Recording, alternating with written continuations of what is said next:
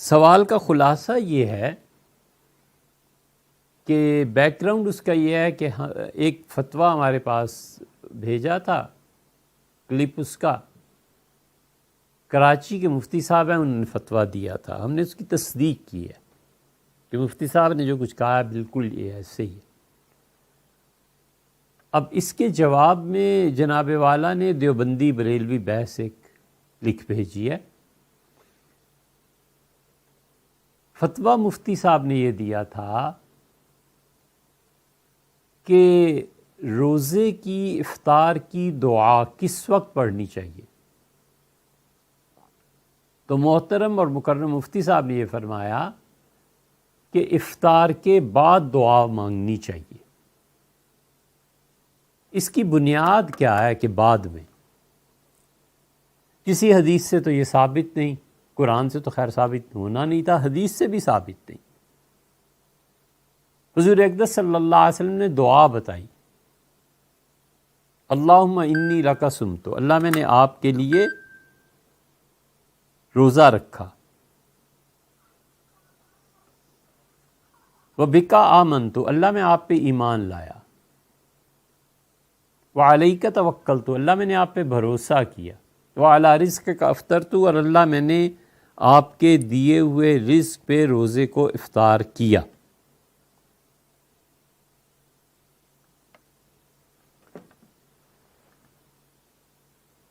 مفتی صاحب نے فرمایا کہ افطار کے بعد یہ دعا پڑھنی چاہیے۔ کیا دلیل ہے؟ انہوں نے نہ قرآن کی کسی آیت کا حوالہ دیا، نہ حدیث شریف کا کوئی ذکر ہے، اور ہے بھی نہیں۔ مفتی صاحب نے فرمایا کہ صیغے سارے ماضی کے ہیں، اللہ میں نے آپ کے لیے روزہ رکھا، اللہ میں نے آپ پہ بھروسہ کیا، اللہ میں آپ پہ ایمان لایا، اللہ میں نے آپ کے رزق پہ افطار کیا، کر چکا ہوں نا، تو اب کہہ رہا ہوں کہ اللہ میں نے یہ کام کیا۔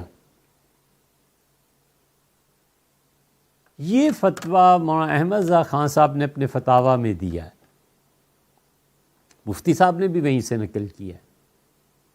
ہمیں غرض اس سے نہیں ہے کہ مفتی صاحب نے فتاویٰ احمد رضا خان صاحب سے نقل کیا یا تھانوی رحمۃ اللہ کا، ہمیں غرض صرف اتنی سی ہے کہ مر کے خدا کو جواب دینا ہے۔ مفتی صاحب کا استدلال بالکل درست تھا، صحیح بات صحیح ہے، چاہے وہ یہ کہیں یا وہ کہیں، صحیح بات تو صحیح ہے نا۔ ہم نے کہا مفتی صاحب نے بالکل درست کہا۔ میرے بھائی اور دوست نے یہ کہا کہ دیوبند کے فتاویٰ میں یہ لکھا ہے کہ بسم اللہ پڑھے، پھر کوئی چیز چکھے، افطار کرے، بسم اللہ پڑھے پھر دعا پڑھے، اور دعا کے بعد کوئی چیز پھر کھائے۔ اب غور سے سنیں گے تو بات سمجھ میں آئے گی۔ انہوں نے دعا کو کھانے سے پہلے پڑھنے کو کہا ہے، اور احمد رضا خان صاحب نے، مولانا نے، دعا کو افطار کے بعد کا کہا ہے۔ اور بنیاد کیا ہے؟ بنیاد لغت ہے، بنیاد کتاب و سنت نہیں ہے۔ دعا کس وقت مانگنی ہے؟ کھجور کھانے سے پہلے یا بعد میں؟ کراچی کے مفتی صاحب کہتے ہیں دعا بعد میں پہلے، کیونکہ ماضی کا ذکر ہے۔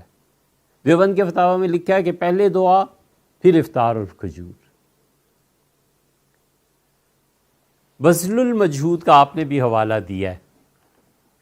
بذل المجہود شرح ہے ابو داود کی، اور یہ لکھی ہے ازما خلیل احمد صاحب سہارنپوری رحمۃ اللہ علیہ نے۔ مظاہر العلوم نے حدیث کا حق ادا کر دیا، 100 سال تک حدیث کی اس گدی پہ، اس جگہ پہ ایک سے ایک بڑا آدمی آیا ہے۔ سب سے پہلے ازما خلیل احمد صاحب سہارنپوری رحمۃ اللہ علیہ تھے، پھر اس کے بعد تو کیا کہنے حضرت شیخ کے مولانا زکریا صاحب رحمۃ اللہ علیہ۔ پھر حضرت شیخ نے جب مدینہ منورہ ہجرت کی تو خود یہ ارشاد فرمایا کہ یونس میں تمہیں بھیج رہا ہوں شیخ الحدیث بنا کے، میری جگہ پہ بیٹھو اور بخاری شریف پڑھاؤ، اور نہ کوئی مانے تو پھر مجھے بتانا۔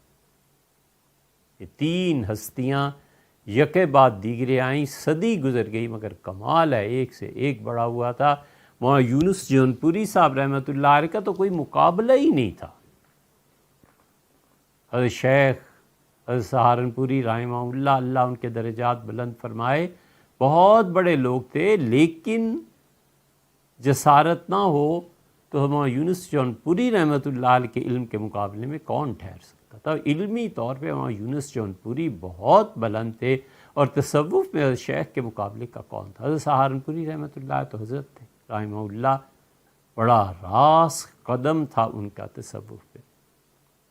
ہم لوگوں کے لیے تو یہ بھی مناسب نہیں کہ ایسی بات کریں، لیکن اس لیے کرنی پڑتی ہے کہ بچے بالکل ہی ان حقائق سے ناواقف ہیں۔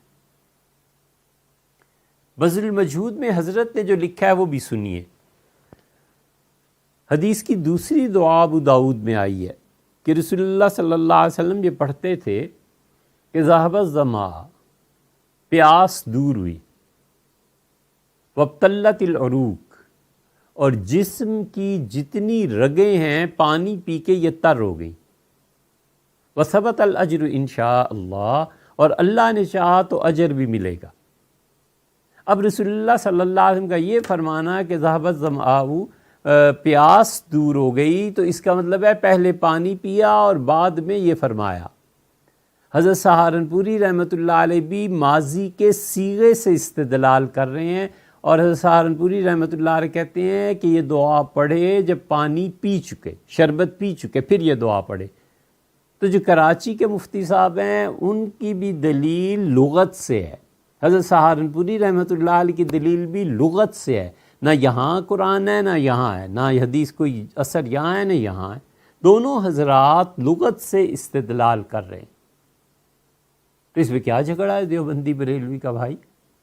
دونوں ہی ٹھیک ہے۔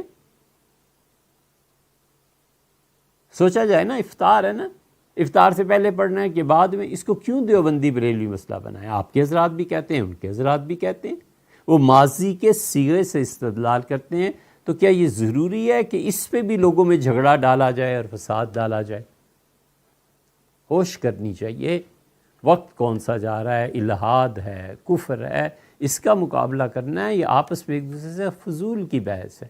اس سے بھیا دونوں ٹھیک ہیں، دونوں صحیح ہیں، دونوں کے پاس دلیل ہے اور وہ بھی لغت سے ہے، تو ایسی چیزوں میں نہیں پڑھنا چاہیے۔